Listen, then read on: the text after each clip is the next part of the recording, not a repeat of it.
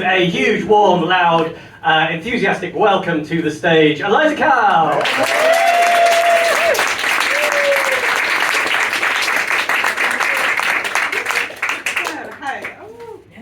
Hi. I can do this. Right. Hello. How are you guys doing? Okay. Hi. Good. So I'm glad to hear. Hi. I'm Eliza Cow, and I apologise. I have a tendency to mumble. A speech therapist once told me that I have an abnormally large tongue. So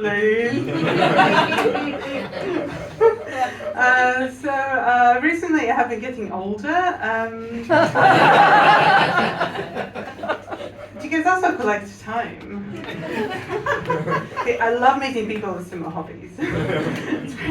So I came here today from Brighton. I recently moved there from London, and it's a lovely city. I really like it there. Although the only problem is I had to start taking certain food supplements because I wasn't breathing in my daily dose of iron from being on the Northern Line anymore.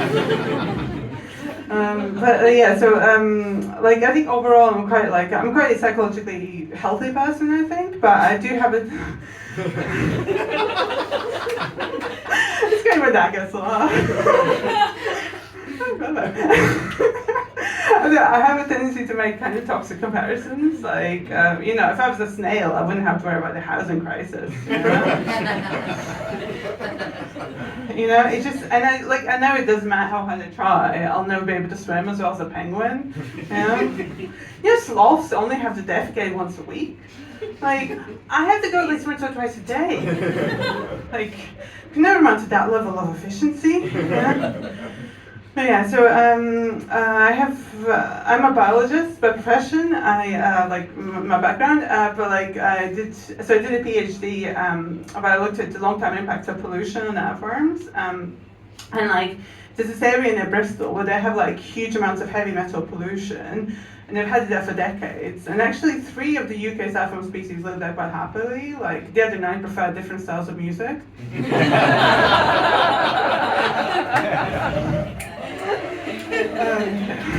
I joke, of course. I joke. They're all dead. Cadmium doesn't take prisoners. It can't. It's a chemical element. Do you guys have a favourite element in the periodic table? It's okay. Nitrogen? Yeah. Oh my god, that's so good. Everyone always says oxygen, and I'm like, nitrogen's so much better. I like nitrogen. It's good. It's makes our food very cheap. Unfortunately, pollutes the rivers too, but give and take.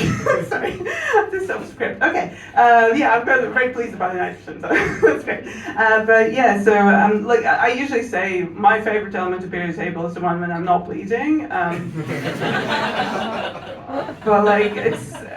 Honestly, I think it's my favorite element of every table. So I don't know if that makes it special. What else I was going to say? I have other hobbies as well apart from aging.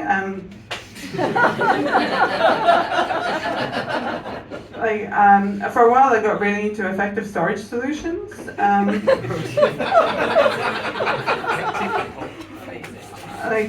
I stored everything very effectively, so I had to quit. Then I got really into painting portraits of cows, but I could never get the nostrils right, so I had to quit that as well. Then I got really into seeking fame. But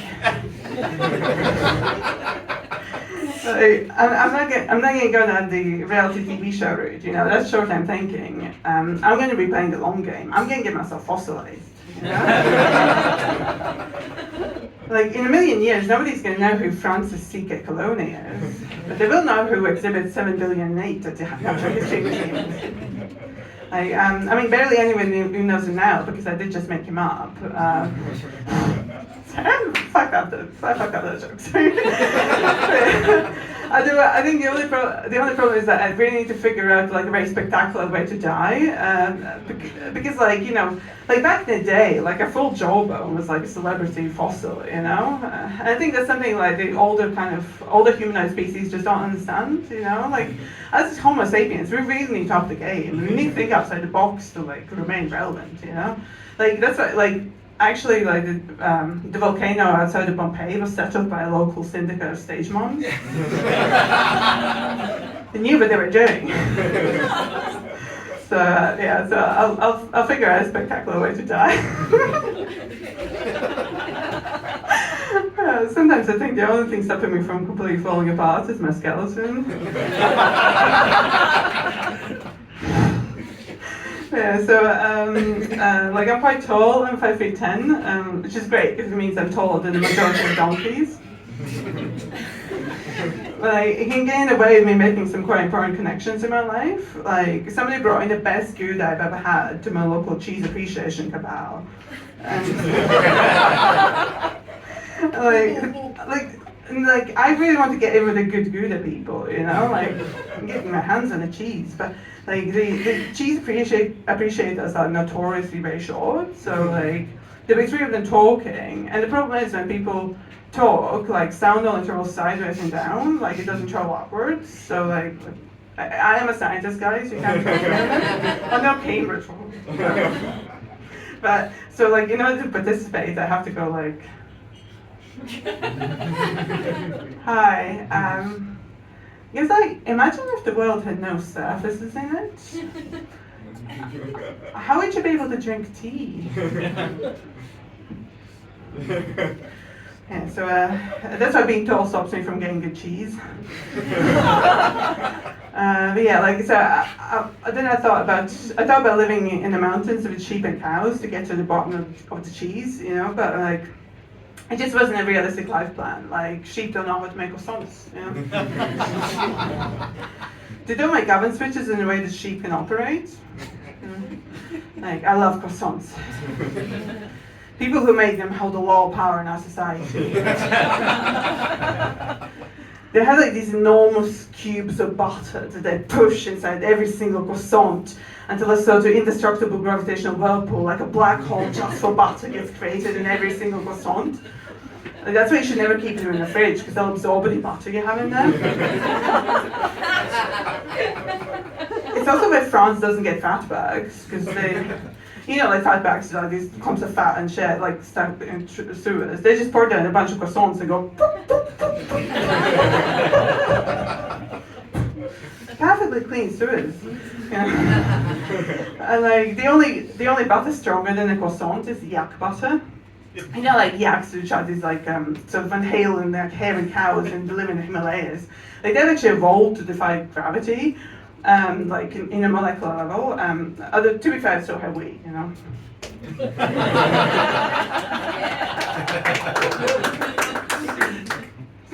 Sucky yaks. But like they use the anti-gravity powers in the milk to make yak butter to be like and they amplify it by making it stronger and more defying gravity. There, I'm working on this bit. This is new, but it's gonna be good eventually. That's why like they don't need shells for when they make the yak butter. They just like it just floats around. But yeah, so actually the French stole that technology to make their cheeses. That's why they have so many varieties of cheese, because they're like, well, we need to protect our milk products somehow from the croissant, It's gonna get us at some point. Yeah, and I know what you're thinking. You're thinking, so surely shortbread has the same amount of butter, so shouldn't it have the same effect? But the problem is like, see, shortbread is a much older pastry technology. Like, they only had Newtonian physics to work with, The modern croissant only appeared in 1905, which is the same year that Einstein published his theory of relativity. Coincidence? I think not.